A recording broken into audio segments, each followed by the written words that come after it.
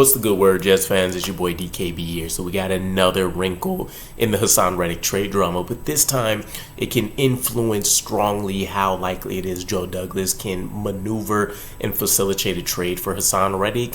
Now, Josina Anderson pointed out that there is another clause in this New York Jets trade as part of the trade details, right?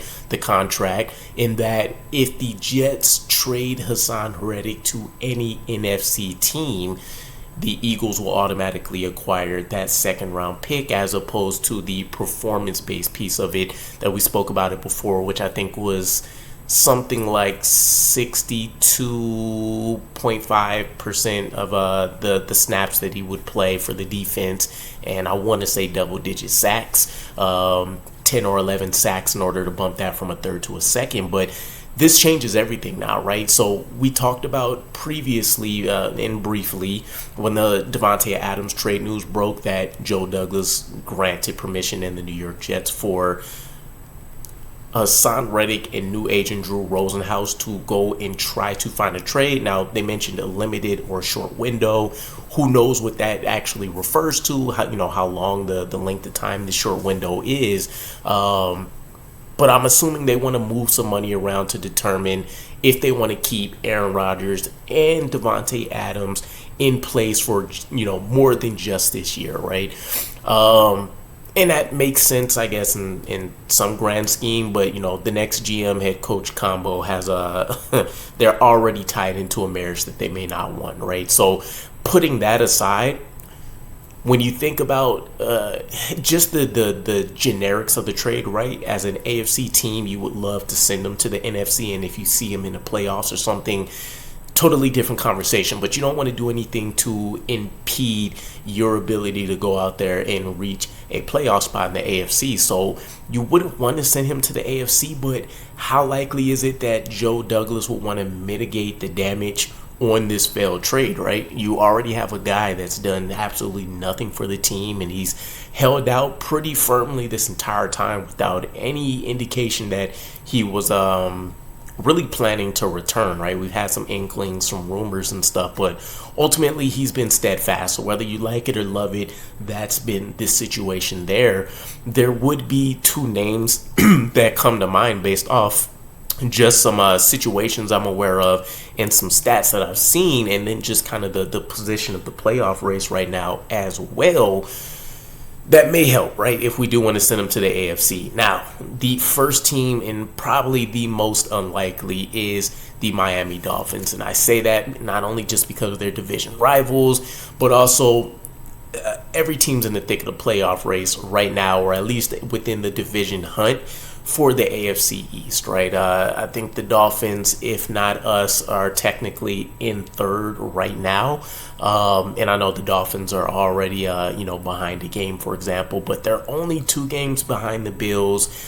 Jets, Dolphins, Bills, Patriots, they're not really in contention here, but still, if the Dolphins want to try to make a push, you can make the argument that they're struggling, but we have seen them already try to facilitate another trade for an edge rusher when they tried to go out and get Matthew Judon.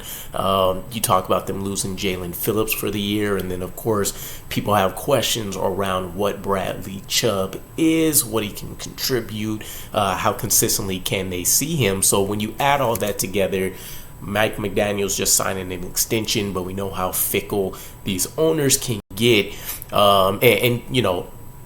Head coach money compared to, players and contracts and all that kind of stuff, a whole different ball game. Doesn't really matter. For example, I think we're paying something like $20,000 a day to Robert Saleh going into, I think, the end of 2025. So yeah, it is what it is from that standpoint, right? But going back into these trades, something like that could happen.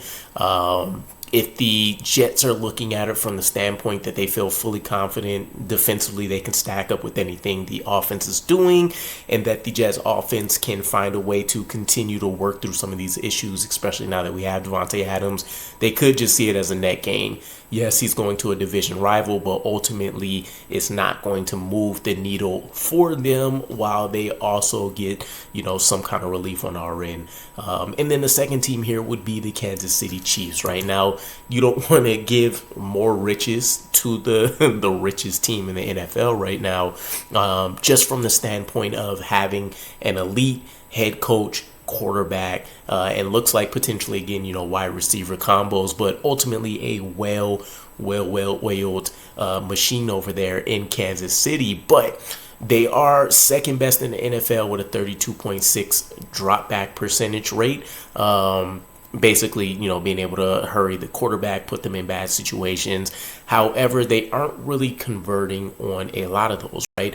1.8 sacks per game, which is tied for fourth fewest in the NFL. So if they want to start trying to convert a lot more of those into game-changing plays, potentially, if they want to make sure they can give Steven Spagnuolo, their DC over there, more weapons, a deeper defensive line in order to continue to attack things with Karlaftis over there, then this would be the way to achieve that, right? And you can make the argument in this case that, yes, you don't want to continue to help out the Chiefs, but also it looks like they could potentially win out anyways. And so, I don't want to say I don't know how much that moves the needle for them, because they've always been known as a elite offensive unit, essentially, that the defense does enough to help carry them. But you can make the argument that the defense is actually carrying them in this case, and the offense is keeping up enough to justify the means. So I don't know. Either way, I wouldn't love to see a trade to either of these teams. But again, I've been strongly in the camp that Haason Reddick needs to go. And I would much rather just see us lose the third as opposed to a second, which, by the way, also, you have to imagine Joe Doouglas is sweating bullets after seeing the way that Robert Saleh got ushered out. So if you're him, and my thinking about this is, again, I need to mitigate this damage, right? I've basically given the Eagles a free third round pick. I don't want to turn that into a free second rounder. And yes, it's in 2026, but I may not even see 2025. So let's find a way to turn this into a plus right now. But with that said, let me know what you guys ultimately think. Where are you sitting at with this? Doesn't matter to you if he goes to the NFC or the AFC right now. Yeah, let me know what you guys' takeaways are, and I'll catch you again. Peace.